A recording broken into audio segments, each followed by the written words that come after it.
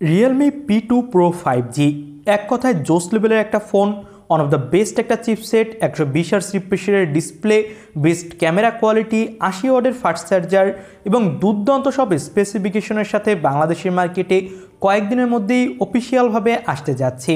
তো বাংলাদেশের মার্কেটে আসলে এই ফোনটার দাম কত কি হবে, কবে কি আসতে পারে, এইসব বিষয় নিয়ে আজকের ভিডিওতে বিস্তারিত কথা বলবো। সো মিড বাজেট সেগমেন্টে বেস্ট একটা ফোন কিনতে হলে ভিডিওটা আমাদের সাথে শেষ পর্যন্ত দেখুন। শুরুটা করব ফোনটার লুক এবং ডিজাইন দিয়ে। ফোনটার ব্যাক সাইডে মিডল বরাবর দেওয়া হয়েছে একটা স্কোয়ার শেপ ক্যামেরা বাম্প। ডিজাইনে কিন্তু নতুনত্ব থাকছে এবং ব্যাক সাইডে ইউজ করা হয়েছে পলিকার্বনেট বডি। তবে ব্যাক সাইডে জোস লেভেলের একটা টেক্সচার দেওয়া হয়েছে, যার ফলে ফোনটা হাতে নিলে ভালো একটা হ্যান্ডস অন ফিল পাওয়া যাচ্ছিল। এখানে কিন্তু পলিকার্বনেটেরই ফ্রেম ব্যবহার করা হয়েছে, ব্যাক সাইড দেওয়া হয়েছে কিছুটা কার্ভ এবং এখানে পেয়ে যাবেন আপনি dual nano SIM card slot.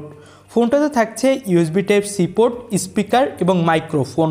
পেয়ে যাবেন পাওয়ার অফ বাটন এবং ভলিউম আপ ডাউন বাটন। দুইটা কালার ভেরিয়েন্টে মার্কেটে অ্যাভেলেবেল পাওয়া যাবে এই ফোনটা। তো ওভারঅল বললে ফোনটার লুক, ডিজাইন, পাশাপাশি বিল্ড কোয়ালিটি এক কথায় টপ ক্লাস মনে হয়েছে আমার কাছে। এই ফোনটার ডিসপ্লেটা হলো 6.7 ইঞ্চি মাপের, যেটা full HD plus 120 hertz refresh রেটের একটা ওএলইডি প্যানেল। আর এখানে কিন্তু ইউটিউবে 4K ভিডিও সাপোর্ট করবে এই ডিসপ্লেতে। তো ডিসপ্লেটা এক কথায় টপ ক্লাসের মনে হয়েছে আমার কাছে এবং এখানে 120 হার্জের রিফ্রেশ রেট থাকার ফলে অনেক ভালো স্মুথ পারফরমেন্স পাবেন এবং ডিসপ্লের চিন বেজেলসও কিন্তু খুবই কম, একদম নেই বললেই চলে। এই ফোনটার screen two body ratio 93%।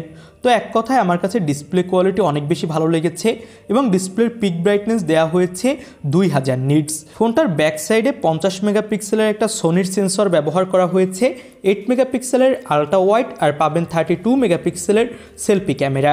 Back সাইডের ক্যামেরা দিয়ে তোলা কিছু ছবি আপনি দেখতেই পাচ্ছেন, অনেক ভালো ডিটেলস এবং ব্রাইটনেস, শার্পনেস কোনো কিছুরই কিন্তু ঘাটতি নেই। এক কথায় টপ ক্লাসের ফটোগ্রাফি করা যাবে এবং এখানের ব্যাক সাইডের ক্যামেরায় কিন্তু ওআইএসের সাপোর্ট থাকছে। 4K 30 FPS ভিডিও রেকর্ড করতে পারবেন এবং সামনের ক্যামেরা দিয়েও 4K ভিডিও রেকর্ড করার সাপোর্ট থাকছে। তবে ক্যামেরা কোয়ালিটি কিন্তু আমার কাছে ভালোই মনে হয়েছে, তবে একটা 5 মেগাপিক্সেলের ম্যাক্রো দিলে আরও বেশি ভালো হতো।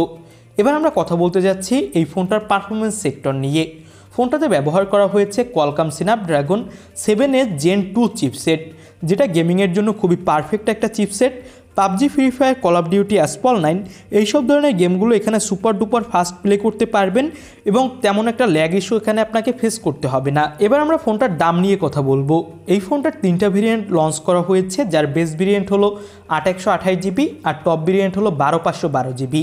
বেস ভেরিয়েন্টের দাম রাখা হয়েছে 19,999 রুপি, যেটা বাংলাদেশি টাকায় কনভার্ট করলে হয় 28,000 টাকা। আর টপ ভেরিয়েন্টের দাম রাখা হয়েছে 24,999 রুপি, যেটা বাংলাদেশি টাকায় কনভার্ট করলে হয় 35,600 টাকা। তো বাংলাদেশের মার্কেটে বেস ভেরিয়েন্টের দাম ধরে রাখতে পারেন আনঅফিসিয়ালভাবে 30,000 টাকার আশেপাশে, আর টপ ভেরিয়েন্ট 40,000 টাকার আশেপাশে হবে। তো বাংলাদেশের মার্কেটে কিন্তু অফিসিয়ালভাবে এই ফোনগুলো না আসারই সম্ভাবনা বেশি, কারণ P1 ফোনটা কিন্তু দেশের মার্কেটে অফিসিয়ালভাবে আসেনি। তো এই দামে এত জোস স্পেসিফিকেশনের সাথে এই ফোনটা আমার কাছে কিন্তু এক কথায় টপ ক্লাস মনে হয়েছে। আপনাদের কাছে কেমন কি লাগলো মিড বাজেট সেগমেন্টে এই ফোনটা, সেটা অবশ্যই আমাদের কমেন্ট বক্সে জানাবেন। আউট অফ দ্য বক্স ফোনটাতে অ্যান্ড্রয়েড 14 পাচ্ছেন আর ইন ডিসপ্লে ফিঙ্গারপ্রিন্ট সেন্সর থাকছে এখানেই। ওভারঅল সব মিলিয়ে আমার কাছে অনেক বেশি ভালো লেগেছে এই ফোনটা। আপনাদের কাছে কেমন কি লাগলো সেটা কমেন্ট বক্সে জানাতে পারেন। ভিডিও ভালো লাগলে লাইক করে দিবেন। নতুন কোনো ভিডিওতে কথা হবে। আল্লাহ হাফেজ।